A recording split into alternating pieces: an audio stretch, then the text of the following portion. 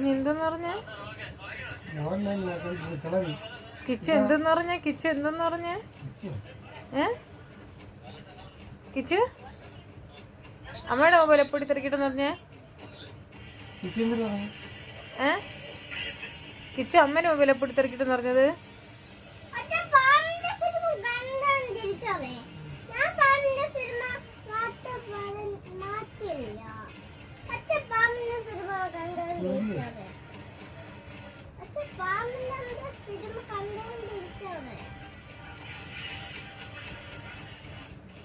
ഞാൻ